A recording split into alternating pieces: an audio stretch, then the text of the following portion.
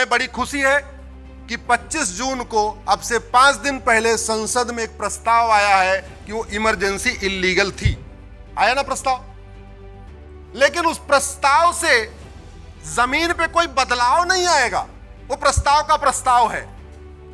जमीन पे तब बदलाव आएगा जब एक और प्रस्ताव आए कि उस इमरजेंसी के दौरान जितने संविधान में संशोधन हुए और जितने कानून बनाए गए वो सारे बेकार हैं, वो सारे खत्म हो जाएंगे। तब बदलाव आएगा। केवल इमरजेंसी को काला दिन काला इतिहास बताने से कोई बदलाव नहीं आने वाला। वो केवल एक एकेडमिक डिबेट रहेगी। बदलाव तब आएगा जब इमरजेंसी के दौरान जो गड़बड़ी की गई संविधान में, संविधान का बेसिक स्ट्रक्चर बदला गया, उसको ठीक किया जाएगा। हम लोग ये 2-3 मंजिले मकान में बैठे हुए, ये आश्रम में बैठे हुए, हम ऊपर के स्ट्रक्चर पे तो बदलाव कर सकते हैं। चलो ठीक है, ये ऑडिटोरियम है, कल को यहां ऑफिस बना दें। जहां किचन है वहां ऑफिस बना दें, ये कर सकते हैं। क्या हम इस स्ट्रक्चर की फाउंडेशन को चेंज कर सकते हैं? क्या जोर से बोलिए जरा। नहीं। ऐसे ही भारत का संविधान में आप संशोधन कर सकते हैं, संविधान के बेसिक स्ट्रक्चर में आप बदलाव नहीं कर सकते। और संविधान का बेसिक स्ट्रक्चर क्या है? उसको प्रीएम्बल कहते हैं। इस इमरजेंसी के दौरान संविधान का बेसिक स्ट्रक्चर बदल दिया गया और जिन लोगों ने बेसिक स्ट्रक्चर बदला वो आज संविधान बचाने की दुहाई दे रहे हैं। केवल इमरजेंसी को काला अध्याय बताने से कोई फर्क नहीं पड़ेगा। फर्क तब पड़ेगा जब इमरजेंसी के दौरान जो संविधान का बेसिक स्ट्रक्चर बदला गया, प्रीएम्बल बदला गया, जो सेकुलर शब्द जोड़ा गया, उसको निकाल दिया जाए, तब फर्क पड़ेगा। इसको हमने सुप्रीम कोर्ट में चैलेंज किया है, मैंने चैलेंज किया है, विष्णु शंकर जैन जी ने चैलेंज किया हुआ है। और यह बदलना क्यों जरूरी है सुरेश जी? 13 दिसंबर 1946 को प्रीएम्बल पे चर्चा हुई। 22 जनवरी 1947 को फिर प्रीएम्बल पे चर्चा हुई और एक मत से प्रीएम्बल पास हो गया। और यह कहा गया प्रीएम्बल बदला नहीं जाएगा, प्रीएम्बल हमारा बेसिक स्ट्रक्चर है, प्रीएम्बल हमारा गोल्डन गोल है। प्रीएम्बल को अचीव करने के लिए संविधान में जो बदलाव करना है करना, प्रीएम्बल को नहीं बदलेंगे। 15 नवंबर 1948 को प्रोफेसर केटी शाह ने एक अमेंडमेंट मूव किया प्रीएम्बल में सेकुलर शब्द जोड़ने के लिए, वो रिजेक्ट हुआ। 3 दिसंबर 1948 को प्रोफेसर केटी शाह ने दोबारा एक अमेंडमेंट मूव किया सेकुलर शब्द जोड़ने के लिए, वो रिजेक्ट हुआ। 6 दिसंबर 1948 को लोकनाथ मिश्रा ने कहा यह प्रीएम्बल बहुत खतरनाक है, यह भारत का कॉन्सेप्ट नहीं है, यह बिल्कुल नहीं जोड़ना चाहिए। 17 अक्टूबर 1949 को फिर से प्रीएम्बल पे एक अमेंडमेंट आया, वो रिजेक्ट हुआ। यानी 3 बार सेकुलर शब्द को संविधान सभा ने रिजेक्ट किया था, तब हमारा यह प्रीएम्बल बना था। 26 नवंबर 1949 को संविधान स्वीकार हुआ, उसके बाद हमारा रिपब्लिक डे मनाते हैं। 1946 में 7 में गोलकनाथ केस में सुप्रीम कोर्ट ने कहा कि प्रीएम्बल संविधान का बेसिक स्ट्रक्चर, इसको बदल नहीं सकते। 1971 में, उसके बाद 1973 में केशवानंद भारती केस में भी सुप्रीम कोर्ट ने कहा प्रीएम्बल बेसिक स्ट्रक्चर है और कोई भी सरकार बेसिक स्ट्रक्चर को बदल नहीं सकती। इसके बावजूद 76 में इसको बदला गया।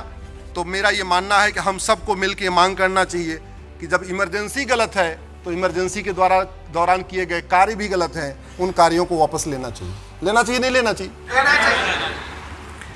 हम जिन चीजों को लेके चल रहे हैं, हम जो हमारा लक्ष्य है, उसमें जो सबसे बड़ी बाधा है वो गुलामी की सोच है। और गुलामी कितनी हावी है सुरेश जी, अभी आप जिस एयरपोर्ट से आए होंगे उसमें आपने देखे लिखा होगा VT। आप लोग कभी फ्लाइट पे चढ़िएगा, देखिए हर फ्लाइट पे लिखा रहता है VT। जानते हैं VT मतलब? Victoria territory. आप जरा सोचिए, हम कभी हमारे चीजों के सामने से चीजें गुजरती हैं, हम उसको नोटिस नहीं करते। मैंने इस VT को हाई कोर्ट में चैलेंज किया हुआ है, VT हटाया जाए। जितने और गुलाम देश थे सबने अपना VT हटा दिया। पाकिस्तान ने VT हटा दिया, बांग्लादेश ने VT हटा दिया, भारत आज भी VT लेके बैठा हुआ। VT का मतलब होता है विक्टोरिया टेरिटरी। गुलामी के नाम चल रहे। जिस दिल्ली को भगवान युधिष्ठिर ने बनाया भगवान कृष्ण के आशीर्वाद से, उस दिल्ली में युधिष्ठिर रोड नहीं है, भीम रोड नहीं है, नकुल रोड नहीं है, सहदेव रोड नहीं है, कृष्ण रोड नहीं है, बलराम रोड नहीं है, कुंती रोड नहीं है, माद्री रोड नहीं है, अभिमन्यु रोड नहीं है। उस दिल्ली में Babar road, Humayun road, Tughlaq road, Ghazni road, Ghori road, Lodhi road, सारी रोड है। इसके लिए आवाज उठाएंगे ना। हमारा जो लक्ष्य है ना वो टॉप का है। जैसे घर बनाने के पहले एक साथ छत नहीं पड़ती, पहले फाउंडेशन पड़ती है, फिर पिलर खड़ा होता है, फिर दीवार खड़ी होती है, शटरिंग होती है, फिर छत पड़ता है, फिर प्लास्टर होता है।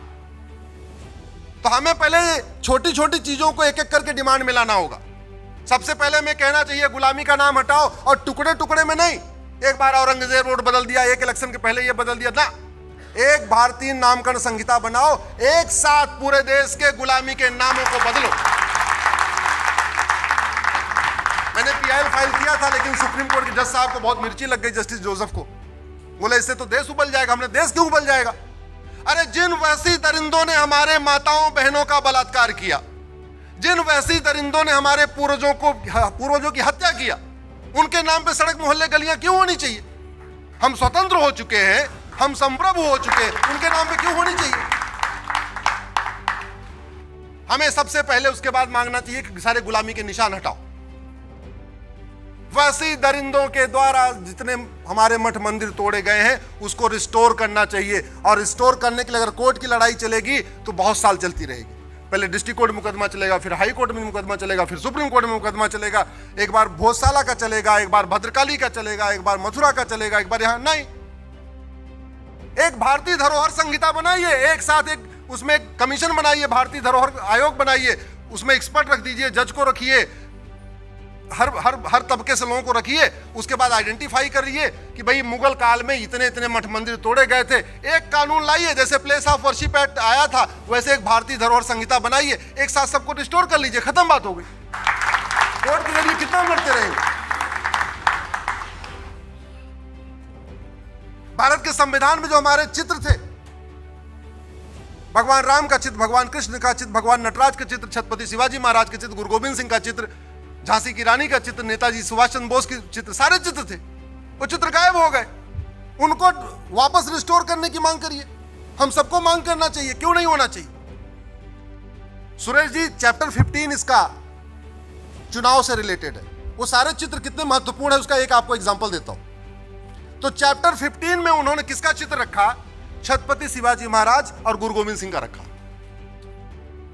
मैसेज क्या था? मैसेज यह था कि सारी पॉलिटिकल पार्टियां छत्रपति शिवाजी महाराज और गुरु गोविंद सिंह के रास्ते पे चलेंगी, और वोट देने से पहले छत्रपति शिवाजी महाराज और गुरु गोविंद सिंह के बलिदान को याद करेगा, उनको याद करेगा, और यह देखेगा कौन सी पॉलिटिकल पार्टी सबसे बढ़िया ईमानदारी के साथ उनका काम कर रही है, उसको वोट करेगा। लेकिन निकाल दिया। हमें ये कहानी नहीं पता, हमें ये बात ही नहीं पता। न स्कूल में पढ़ाया जा रहा है, न भारत में कहीं लॉ कॉलेज में पढ़ाया जा रहा है, कहीं पढ़ाया नहीं जा रहा है। बाबा साहब अम्बेडकर ने कहा था संस्कृत हमारी राष्ट्रभाषा होनी चाहिए, नहीं हुआ। इसी तरीके से मठ मंदिरों को कंट्रोल किया, मजार मस्जिद दरगाह कंट्रोल नहीं किया। तो हम जिस राम राज्य की स्थापना करना चाहते हैं उसके लिए एक नहीं अनेक कानून बनाने पड़ेंगे, उसके लिए लगातार बदलाव करना पड़ेगा। और उसके लिए संविधान में केवल मैं कह रहा हूं संविधान बदलने की जरूरत नहीं है, संविधान में जो गड़बड़ी हुई है उसको ठीक करने की जरूरत है। आप प्रियम्बल का सोशलिस्ट सेकुलर हटा दीजिए, आपकी आधी समस्या खत्म हो जाएगी, आधी समस्या खत्म हो जाएगी। आप धर्म और रिलीजन को डिफाइन कर दीजिए। 3 काम महत्वपूर्ण करने की जरूरत है। पहला, धर्म को डिफाइन करने की जरूरत है, धर्म है क्या, और रिलीजन को डिफाइन करने की जरूरत है। और सुरेश जी, एक सिटीजनशिप कोड बनाने की जरूरत है, नागरिकता कानून बनाने की जरूरत है। साफ साफ लिखा होना चाहिए, जो संविधान को नहीं मानेगा उसको भारतीय नागरिकता नहीं मिलेगी। अगर किसी के रिलीजियस किताब में इक्वलिटी नहीं है, जो सबको एक समान नहीं मानता, उसको नागरिकता नहीं मिलेगी। संविधान कहता है ना, मैं दो बहुत बेसिक बात पूछ रहा हूं। संविधान कहता है इक्वलिटी, यानी सब लोग एक समान है। अगर किसी किताब में लिखा है कि सब लोग एक समान नहीं है, तो क्या उसको भारत की नागरिकता मिल सकती है क्या? जोर से बोलिए। नहीं। अरे इस संविधान से सारे रास्ते निकल आएंगे। जो वसुधैव कुटुंबकम को ना माने, जो नारी तू नारायणी को ना माने, जो यत्र नारस्ति पूज्यते रमन्ते तत्र देवता को ना माने, जो सर्वमंगल मांगल्य को न माने उसको भारत की नागरिकता मिलनी चाहिए क्या? हमारे पास नागरिकता वाला कानून ही नहीं है कोई। आज तक हमने, आप मुझे बताइए 75 साल के इतिहास में किसी जासूस की नागरिकता गई, किसी गद्दार की नागरिकता गई, किसी आतंकवादी की नागरिकता गई, किसी अलगाववादी की नागरिकता गई, किसी जिहादी की, किसी की नागरिकता गई क्या? अरे कानून ही नहीं, कहां जाएगी? कानून नहीं है। तो सबसे पहले भारतीय नागरिक कौन होगा, टर्म्स कंडीशन होनी चाहिए। बर्थ सर्टिफिकेट इशू करते समय लिखा होना चाहिए मेरा बेटा ये मानेगा, ये मानेगा, ये मानेगा, ये मानेगा, और नहीं मानेगा नागरिकता खत्म। समस्याएं कुछ कम होंगी कि नहीं होगी? भारत में धर्मांतरण को प्रमोट करने के लिए 10 कानून चल रहे हैं। धर्मांतरण को प्रमोट करने के लिए लगभग 500 योजनाएं चल रही हैं, लेकिन घर वापसी के लिए न एक भी कानून है, न एक भी योजना है। और हमें कई बार हम उसको इग्नोर कर जाते हैं। जैसे मैंने कहा ना, जहाज में खूब चलते हैं, वीटी को कभी ध्यान से पढ़ते नहीं है, इसलिए हमें पता नहीं वीटी का मतलब विक्टोरिया टेरिटरी होता है। ऐसे ही ये जो माइनॉरिटी वाली स्कीम चल रही है, इसका दुष्परिणाम क्या हो रहा है? न संविधान में माइनॉरिटी डिफाइन है, न भारत के किसी माइनॉरिटी इस कानून में माइनॉरिटी डिफाइन है। इसके बावजूद माइनॉरिटी कमीशन चल रहा है, माइनॉरिटी अफेयर मिनिस्ट्री चल रही है। 300 माइनॉरिटी की स्कीम सेंटर की है, बाकी अलग अलग राज्यों की लगभग 200 स्कीम है। टोटल कितनी स्कीम हो गई? 500। लगभग 5,000 करोड़ रुपए सेंटर खर्च करता है, सारे राज्य मिला के भी लगभग 5,000 करोड़ खर्च करते हैं। 10,000 करोड़ तो डायरेक्ट जा रहा है। बाकी जो अलग से स्कीम है, मुफ्त मकान और वो कन्यादान वाली कौन सी योजना है, क्या बोलते हैं, सगुन योजना, ऐसी अलग अलग योजनाएं चल रही हैं। इसका दुष्परिणाम क्या हो रहा है? झुग्गी में सारे गरीब रहते हैं। झुग्गी नंबर 1 में हिंदू रहता है, झुग्गी नंबर 2 में मुस्लिम रहता है, झुग्गी नंबर 3 में क्रिश्चियन रहता है। झुग्गी नंबर 2 और 3 को हर महीने 1,000 रुपए वजीफा मिल रहा है। क्यों? क्योंकि या तो मुस्लिम है या क्रिश्चियन है। उतना ही गरीब हिंदू है, लेकिन उसको 1,000 नहीं मिलता। अब उसका पिता, सारे मजदूर हैं तभी झुग्गी में रह रहे हैं, उसका पूछता है, भाई अरे यार तुम्हें 1,000 मिलता है, मेरे बेटे को तो नहीं मिलता। बोले इसलिए नहीं मिलता क्योंकि मैं मुस्लिम हूं, मैं क्रिश्चियन हूं। फिर क्या करे? बोले तू भी मुस्लिम है, क्रिश्चियन बन जा। अब वो सोचता है यार मुस्लिम बनूंगा तो अनिल कुमार का नाम तो फिर अकरम रखना पड़ेगा। बोले और क्या करे? बोले काम करो तुम क्रिश्चियन बन जाओ, क्योंकि अनिल कुमार का अनिल कुमार ही रखना है, नाम नहीं बदलना, खतना नहीं कराना, कुछ भी नहीं कराना, कलमा नहीं करना, कुछ नहीं करना। क्रिश्चियन बनने कुछ नहीं करना होता है, केवल डुबकी लगानी होती है। अब वो डुबकी लगाता है और स्कूल में एडमिशन के समय अनिल कुमार सब वही पता रहता है, रिलीजन वाले कॉलम में क्रिश्चियन लिखवा देता है। जब रिलीजन वाले कॉलम में क्रिश्चियन लिखवा दिया और उसको माइनॉरिटी स्कीम के अंतर्गत वजीफा आना शुरू हुआ, तो कुछ दिन के बाद उस स्कूल वाले जानते रहते हैं झूठा है तो एक्चुअल में हिंदू, क्रिश्चियन लिखा हुआ है। अब स्कूल वाले कहते हैं यार तू भाई तो 1,000 रुपए लिख रहा है, तो क्रिश्चियन है, तो रक्षा क्यों बाधा है? रक्षा काट के फेंक देता है। तो क्रिश्चियन है, तिलक कैसे लगाया? तिलक मिटा देता है।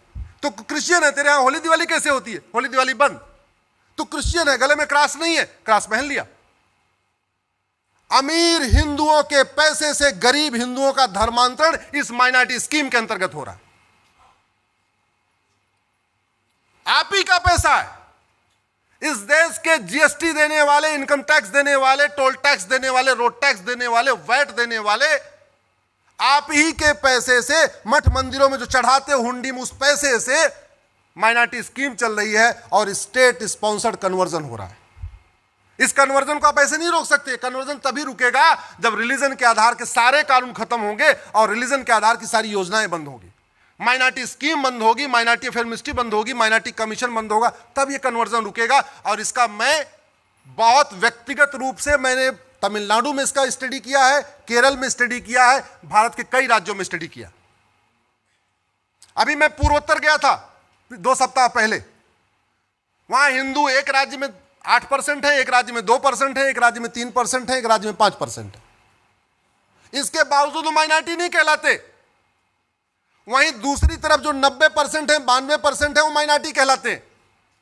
तो उनको सारी माइनॉरिटी स्कीम का लाभ मिल रहा है। तो धीरे धीरे धीरे धीरे वो कन्वर्ट होते चले जा रहे हैं। कन्वर्जन रोकना है तो कई सारे कानूनों को खत्म करना पड़ेगा और कन्वर्जन के लिए कठोर कानून बनाना पड़ेगा। मैं आपसे पूछता हूं, मुगल क्या करने आए थे? क्या सत्ता हथियाने आए थे क्या? नहीं, सत्ता तो उनके लिए एक जरिया था। मुगल आए थे यहां की डेमोग्राफी बदलने के लिए, धर्मांतरण कराने के लिए। अंग्रेज यहां व्यापार कराने नहीं आए थे, यहां पे सत्ता लेने नहीं आए थे। ईस्ट इंडिया कंपनी और सत्ता वो एक जरिया था। मूल काम उनका था यहां हिंदुस्तान में क्रिश्चियनिटी को फैलाना। जैसे मुगल आए थे इस्लाम को फैलाने के लिए, अंग्रेज आए थे क्रिश्चियनिटी को फैलाने के लिए। ना हमने मुगलों का नियम कानून बदला, ना हमने अंग्रेजों का नियम कानून बदला, तो होगा क्या? जो फैलाव हो रहा है रुकेगा कैसे? 1894 में अंग्रेजों ने एक लैंड एक्विजिशन एक्ट बनाया, पूरे देश में सिविल लाइन बनाई। आप पूरे देश के सिविल लाइन में जाके देखिएगा, वहां 50% जमीन चर्च के पास होती है। भारत के किसी भी सिविल लाइन में जाके देख लीजिए, दिल्ली वाली देख लीजिए, इलाहाबाद वाली देख लीजिए, कहीं देख लीजिए, 50% सिविल लाइन की जमीन चर्च के पास होती है। उनकी 99 ईयर की लीज पूरी हो चुकी है सुरेश जी। आज तक कभी डिमांड ही नहीं हुआ कि जब 99 साल की लीज पूरी हो गई तो जमीन वापस ले लो। 5 मिनट में खत्म करूं? ठीक।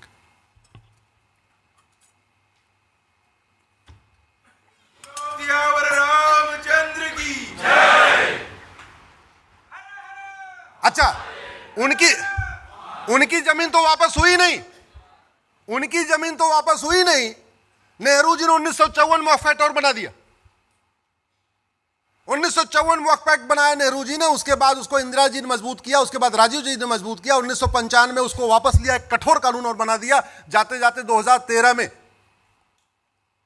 मनमोहन सिंह ने उसको ऐसी शक्ति दे दिया कि अगर वो घोषित कर दे कि ये आपका आश्रम भी वक्फ का है, आपको उससे वापस लेने में 20-30 साल लग जाएगा।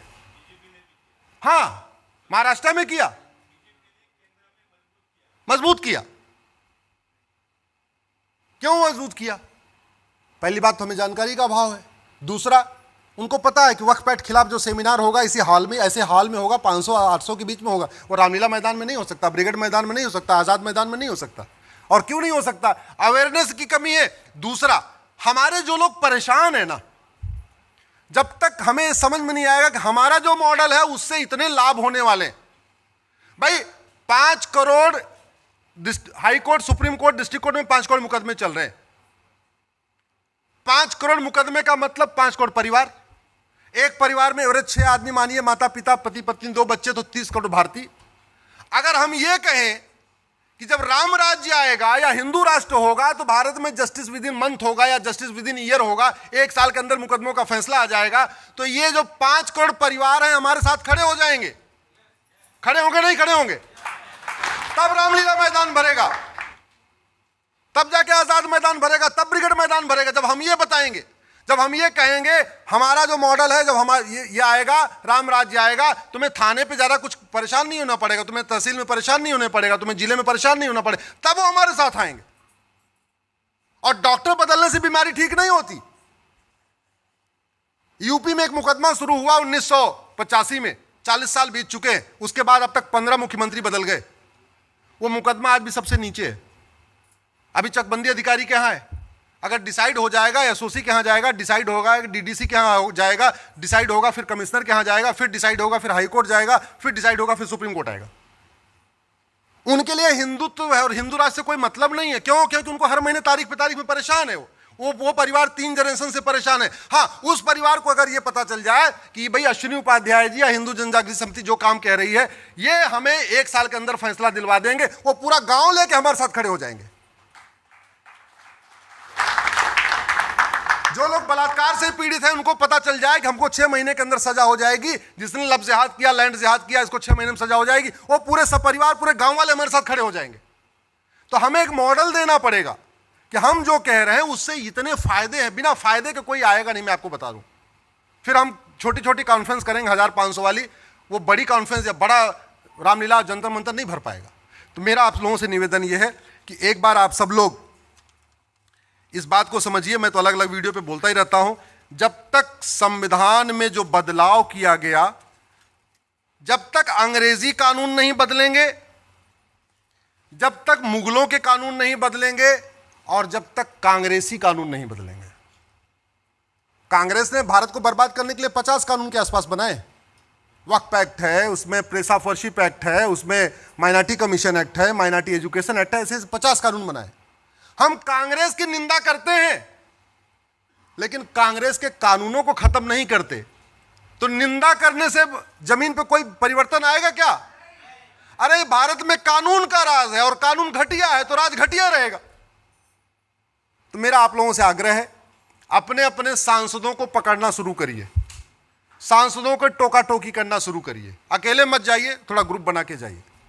आप लोग बहुत अच्छा काम कर रहे हैं, हिंदू जनजागृति समिति इतना शानदार काम कर रही है, मैं तो धन्य हो गया आपके बीच में आके, और आपका पुरुषार्थ देख के, आपका डेडिकेशन देख के, आपका डिटर्मिनेशन देख के, आपका डिवोशन देख के। और मैं आज इस बात के साथ अपनी बात खत्म कर रहा हूं।